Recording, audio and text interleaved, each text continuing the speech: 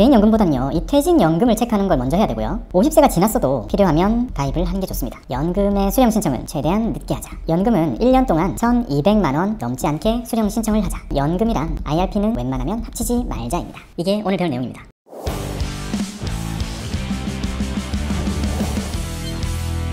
안녕하세요, 박곰입니다.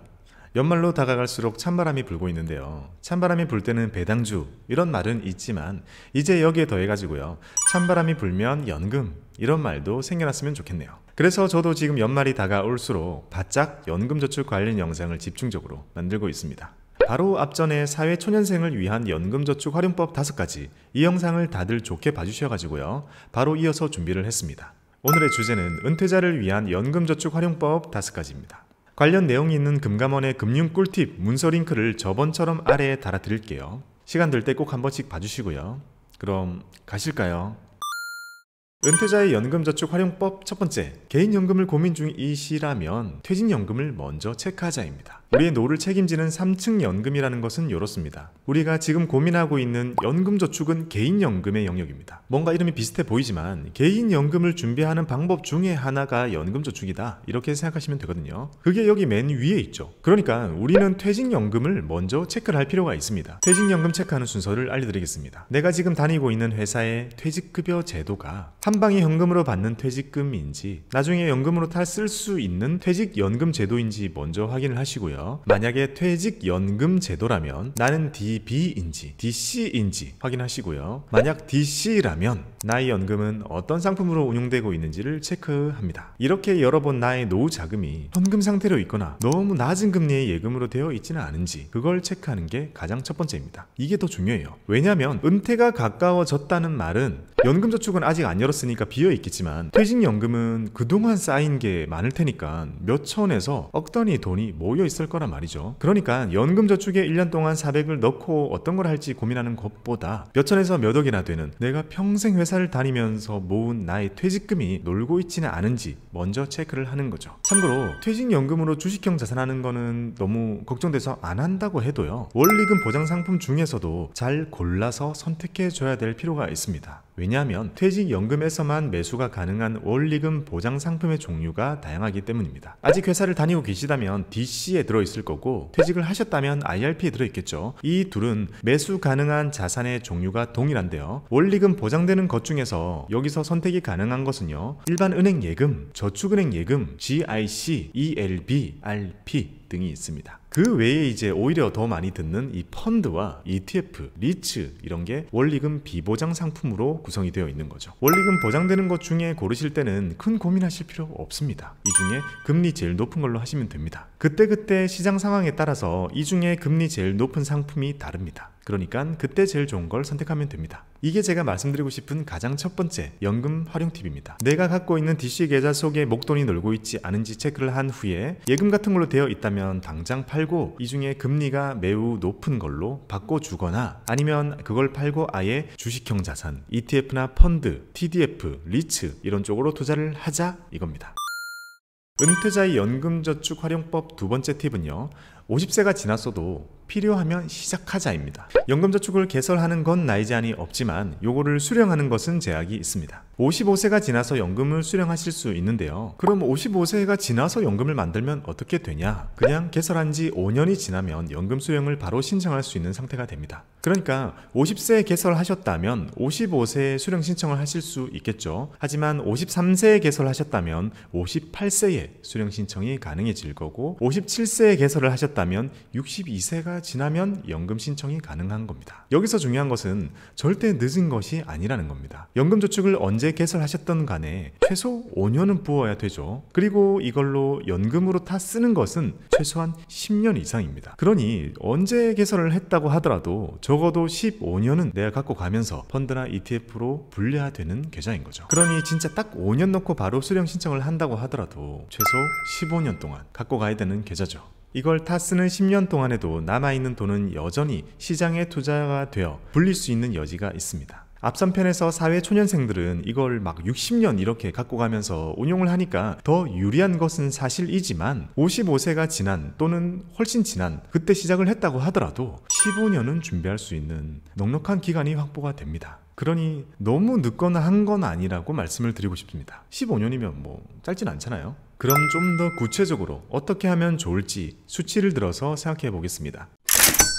나이는 뭐 한 57세 정도, 은퇴는 3년 정도 앞두고 있다고 가정해 볼게요. 다른 자산들이 별로 없는 상황이라고 하면요, 연금저축을 개설하고 정년까지 남은 3년 동안은 IRP까지 열어가지고 열심히 채웁니다. 게다가 지금은 2022년까지는요 한시적으로 50세가 넘으면 세액공제를 200만원 더 해주고 있거든요. 그러니까 2021년에 900만원 세액공제 받고 2022년에 900만원 세액공제 받고 2023년에는 700만원 세액공제 받고 그 후에 은퇴를 하시게 되겠죠. 이렇게 3년 동안에는 은퇴에 임박하신 상태니까 연봉 자체는 뭐 높을 테니까 1년에 이 정도 되는 연금은 저축이 가능할 거라고 예상해 볼 수 있고요. 이렇게 세액공제 한도는 꽉꽉 채우고요. 그러면 그것만 해도 원금이 2,500만원 정도 모이게 되죠. 은퇴 후에는 바로 쉬시지 않고 또 다른 직장을 구해서 일을 하실 가능성이 높겠죠. 그러면 연말정산을 계속 하시게 될 거니까 계속 부으시면 됩니다. 하지만 소득이 이전보다는 많이 줄어든 상태라면 무리하지 말고 매달 뭐 1, 20만원 정도 선에서 IRP까지는 못 채워도 연금저축만 어느 정도 일부 채우자는 생각으로 채워가시면 될 것 같습니다. 만약 연금저축만 매달 34만원을 채워가지고요 1년에 400만원 정도 저축하자, 이런 목표를 현실적으로 세우는 거죠. 이렇게 5년 정도 일하고 나서 65세가 되셔서 그 일도 그만두시게 된다면 그러면 원금 2천만 원을 더 붓게 되니까요, 이제 계좌에는 5천만 원이 훌쩍 넘는 돈이 들어있게 됩니다. 상황에 따라서는 아닐 수도 있지만 그럴 가능성이 높겠죠. 65세 사실상 소득이 없어지게 된다면 그야말로 국민연금까지 받으시게 되는 연금소득자 생활을 하시게 되죠. 이럴 때는 따로 현금이 창출될 곳이 없다면 굳이 연금저축에 더 추가로 저축을 할 필요는 없습니다. 연금을 모으기 위해서 지금의 연금을 활용하는 것은 저는 반대입니다. 이때부터는 국민연금 다 쓰시면서 그동안 모은 이 5천만 원이 넘는 이 돈을 잘 굴리는 것에 집중해야 됩니다. 미국 주식을 할지, 이머징을 할지, 시장 ETF를 살지, 메타버스 같은 테마에 투자를 할지, 이런 공부와 고민만 하는 거죠. 이렇게 잘 불려나갑니다. 그러다 보면 70세가 넘어가고 그러다 보면 또 어느 순간 이제 손녀딸 용돈도 줘야 되고 병원비도 이리저리 들리기 시작하고 몸에 좋은 것도 좀 많이 사 먹어야 되겠다, 이제 쓸 수 있는 생활비를 더 늘려야겠다, 이런 생각이 드시는 때 그때 연금을 다 쓰시겠다고 신청을 하시면 됩니다. 이 시점은 사람마다 완전히 다르겠죠. 은퇴 후에도 일을 오래 하실 수 있다면 늦춰질 거고요. 또는 다른 가족들이 계속 용돈으로 보조를 해준다면 또 늦춰질 수 있을 거고요. 아무튼 이게 우리가 그려볼 수 있는 첫 번째 케이스라고 생각이 됩니다. 그러면 이번에 하나 더 해볼게요. 이번 이분은 똑같은 57세인데 젊어서부터 재테크에 관심도 많고 제 채널도 열심히 구독을 해온 거죠. 그래서 이리저리 투자도 많이 해가지고요 주식도 많이 갖고 있고 연금저축은 하지 않았지만 이런저런 투자금이 많은 경우로 해보겠습니다. 이분이 57세에 연금저축을 열었습니다. 그러면 다른 자산들을 팔면 현금이 막 생기잖아요. 그러니까 이분은 연금저축과 IRP에 합쳐가지고 1,800만 원을 채웁니다.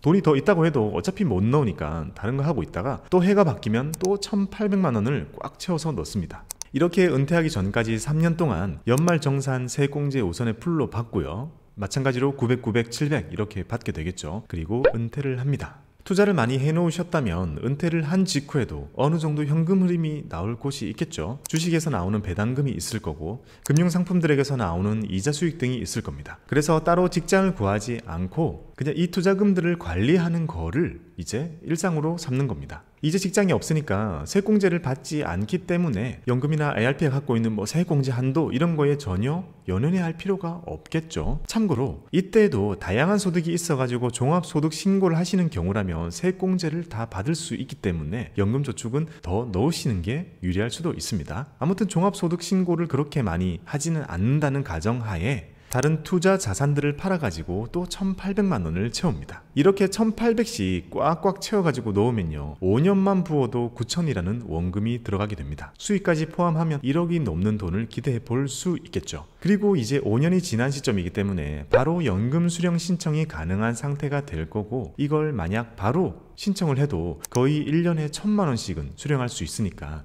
연금으로서의 역할을 충분히 할 수 있겠죠. 수익이 없다고 하더라도 매달 8, 90만 원 정도의 연금이 나올 수 있게 됩니다. 그리고 이 9천만 원이라는 원금 중에서 세액공제를 받은 건 2,500만 원이고요. 받지 않은 건 6,500만 원입니다. 연금을 신청하고 수령을 하게 되면 세액공제를 받지 않은 이 6,500만 원이 먼저 연금으로 나오게 되거든요. 그리고 이 돈에는 연금소득세를 따로 물리지 않습니다.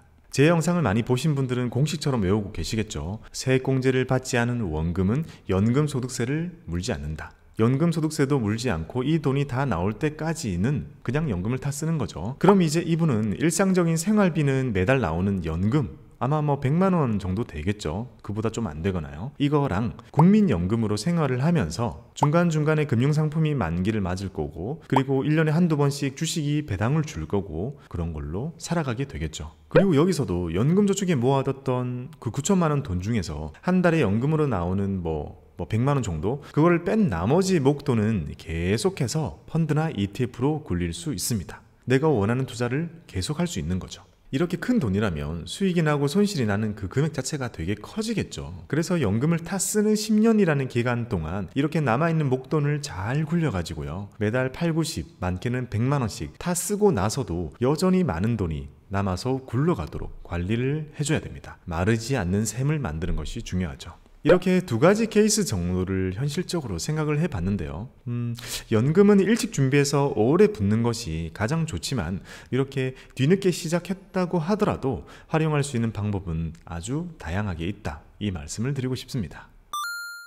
은퇴자의 연금저축 활용법 세 번째는요, 연금 신청은 최대한 늦게 하자입니다. 앞에서도 계속 보여드렸지만 연금을 수령하는 신청은 55세가 지났고 계좌를 개설한 지 5년이 지났다면 언제든지 신청할 수 있습니다. 아마 대부분 55세에 받으려고 생각하고 계시겠죠. 하지만 60세, 70세, 80세, 90세, 100살 때 받아도 상관은 없습니다. 연금을 수령할 때는 받을 때마다 연금소득세라는 걸 떼고 나머지를 받게 됩니다. 이 연금소득세는 수익 부분에만 떼는 게 아니라 수익과 세액공제를 받은 원금에 대해서는 통째로 다 떼게 됩니다. 그러니 우리가 그동안 연금저축을 준비하면서 400을 딱딱 맞춰서 넣었거나 IRP까지 해가지고 300 이렇게 딱딱 맞춰서 넣었다면, 세액공제 한도에 맞춰서 준비를 해왔다면 이 계좌 안에 들어있는 돈 중에 세액공제를 안 받은 원금은 거의 없겠죠. 그럼 이 돈들로 연금을 받을 때는 수익이 나오든 원금이 나오든 어쨌든 대부분은 연금소득세를 고스란히 다 떼고 받게 됩니다.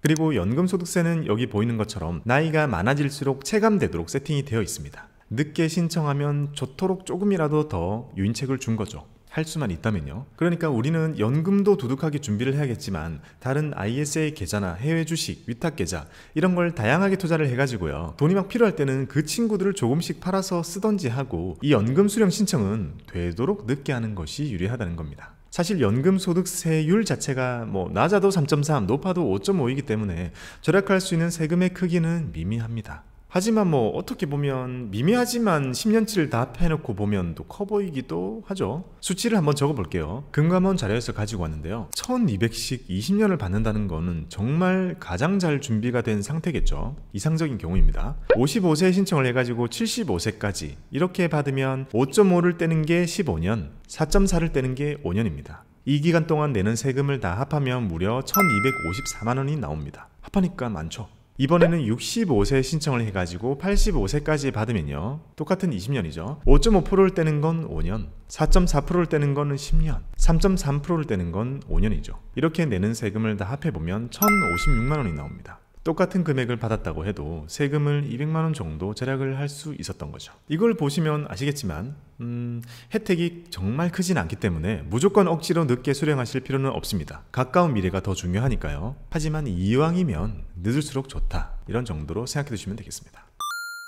은퇴자의 연금저축 활용법 네 번째는요, 연금을 수령할 때에는 1년에 1200만 원을 넘지 않게 수령하자입니다. 내가 모은 연금을 수령할 때는 한 달에 얼마나 받을 수 있을지는 정해져 있지 않습니다. 연금저축을 준비하는 모든 사람들이 저마다 저축하는 금액도 다르고 저축하는 기간도 다르고 수익률도 다릅니다. 그래서 연금저축에 있어서는요, 다 쓰는 것에 대한 연간 한도라는 것만 정해놓고 있습니다. 바로 이 공식인데요, 이 금액을 넘지 않게 수령만 하면 되는 겁니다. 예를 들어서 1억을 모았다 가정해 볼게요. 1억 나누기 11 마이너스 첫 해니까 1 곱하기 1.2 해보면 1200만 원이 나옵니다. 즉 우리가 1억을 모아놓은 상태에서 연금 수령 신청을 딱 하게 되면 첫 해에는 1200만 원만 넘지 않게 받으면 된다는 의미입니다. 그럼 한도는 1200이니까 그냥 나는 편하게 1000만 원만 타서 썼다, 이렇게 하면 한도를 넘기지 않았죠. 그러니까 아무 문제도 없습니다. 그럼 다음 해에는 9천만 원이 남은 상태에서 다시 이 식을 이용해서 9천만 원 나누기 11 빼기 2 곱하기 1.2 하면 1200만 원이 또 나옵니다.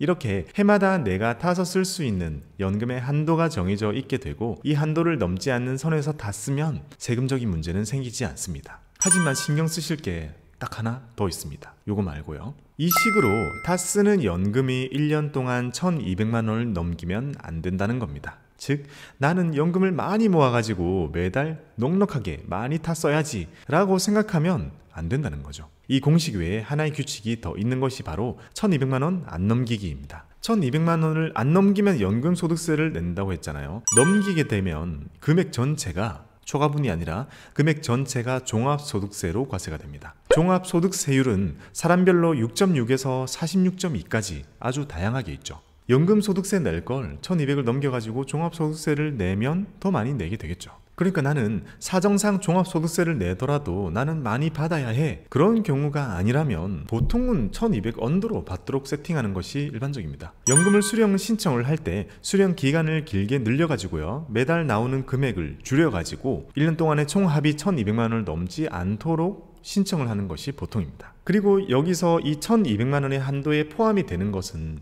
사적연금입니다. 공적연금의 반대말이겠죠. 이 사적연금에는 연금저축, IRP 이런 게 다 포함이 되고요. 계좌가 여러 개라고 해도 다 합해가지고 1년에 1200만 원을 넘기면 안 됩니다. 그리고 당연히 공적연금은 포함이 안 됩니다. 공적연금이라고 하면 국민연금, 공무원연금, 사학연금, 군인연금 그런 거겠죠. 또 여기에 포함이 안 되는 것은 IRP를 수령 신청해서 받는다고 하더라도 퇴직금이 나오는 것은 여기에 포함이 안 됩니다. 나의 저축금만 여기에 포함이 되는 거죠. 그 저축금 중에서도 세액공제를 받은 부분이 포함이 됩니다. 많이 헷갈리긴 하죠. 중요한 것은요, 좀 단순화시켜서 생각해보면요, 내가 그동안 부어왔던 연금저축과 IRP가 그동안 얼추 세액공제를 거의 다 받아왔다면 이걸 수령할 때 1년 동안 1200만 원을 넘기지 않도록 수령기간을 길게 조절하자, 요겁니다.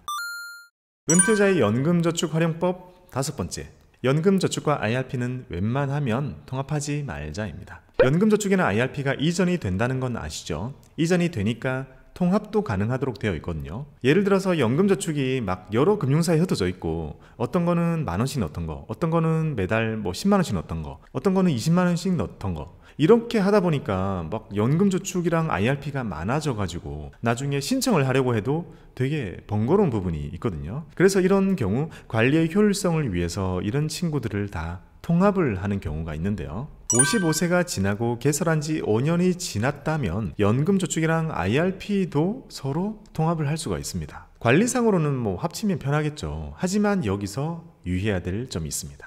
IRP 속에는요, 세액공제를 받은 원금, 세액공제를 받지 않은 원금, 퇴직금 받은 거, 그리고 수익금 이런 것들이 들어있게 되고요. 연금저축에는 세액공제 받은 원금, 세액공제 안 받은 원금, 수익금 이렇게 들어있게 되겠죠. 얘네들이 다 섞게 되면 관리는 수월해지지만 나의 선택권이 약간 줄어들 수 있다는 걸 말씀드리고 싶습니다. 쉬운 일을 위해서 여기서 세액공제를 안 받은 원금은 없다고 가정을 해볼게요. 그럼 IRP랑 연금저축을 따로 갖고 있어가지고 두 개를 동시에 수령 신청을 하면요, IRP에서는 퇴직금이 먼저 나옵니다. 요거는 연금소득세를 떼지 않죠. 퇴직소득세를 떼기 때문입니다. 연금저축은 바로 연금소득세를 떼면서 나오겠죠. 그러면 바로 앞서 말씀드린 것처럼 연금소득세를 떼는 친구들끼리만 한 달에 100만원 넘게, 즉 1년에 1200만원 넘게 못 받거든요. 근데 여기서는 퇴직소득세를 떼는 친구가 나오니까 100 넘게 받아도 아까 말씀드린 종합소득세를 걱정할 필요가 없게 됩니다. 사적연금이 1200만원 넘는 게 아닌 게 돼요. 그러면 만약에 노후가 딱 시작되었을 때 나의 생활비는 좀 넉넉할 필요가 있다, 내가 좀 많이 수령을 해야 된다, 그러면 이렇게 신청을 하면 되는 거죠. 근데 여기서 이 IRP와 이 연금저축을 합쳐버리면 이 선택을 할 수 없게 되는 거죠. 그러니까 상황에 따라서 많은 연금을 받아야 되는데 그걸 못하게 될 수 있다는 거죠. 게다가 합치면 급전이 필요해가지고 이걸 깨게 되면 기타 소득세가 그냥 왕창 맞을 수 있으니까 그런 면에서도 조금 불리할 수 있죠. 비상 상황에서 분리해 줄 수 있다는 겁니다. 뭐 이런 일이 잘 생기지는 않겠지만 그래도 합치는 게 그렇게 유리한 점이 생기는 게 아니기 때문에 웬만하면 연금저축과 IRP는 합치지 않고 관리를 하시는 것이 낫다고 말씀을 드리는 거죠. 지금까지 은퇴자를 위한 연금저축 활용법 5가지를 정리해 봤습니다. 다시 정리해 볼게요. 하나, 퇴직연금을 먼저 점검하자. 둘, 50세가 지났어도 필요하면 시작하자. 셋, 연금 신청은 최대한 늦게 하자. 넷, 1년에 1200만 원 넘지 않게 수령하자. 다섯, 연금저축과 IRP는 웬만하면 통합하지 말자입니다. 오늘 내용은 세법이 많이 등장하니까 사실 좀 어려우셨을 거예요. 그래서 어쩔 수 없이 동전 3개로 만들 예정입니다. 그만큼 퇴직이 임박하신 상태에서 연금을 준비하신다면 고려해야 될 게 되게 많다는 거죠. 오늘 말씀드린 많은 유의사항들이 나에게 해당되는 게 되게 많다, 이런 생각이 드신다면 꼭 세무사의 상담을 받으시고요. 그게 힘들다면 증권사에도 이런 상담을 위해서 세무사분들이 다 계시거든요. 그런 대로 문의를 해주시면 상담을 받으실 수 있습니다. 참고로 저는 이제 금융사의 직원이 아니기 때문에 상담을 직접적으로 도와드리는 건 사실 어렵습니다. 은퇴를 앞두고 또는 은퇴를 하신 상태에서도 연금저축을 하는 것이 과연 나한테 좋을까 고민 중이신 분들에게 오늘 영상이 도움이 되었으면 좋겠습니다. 은퇴 후에 제2의 전성기가 시작되는 여러분들의 노후를 응원합니다. 감사합니다.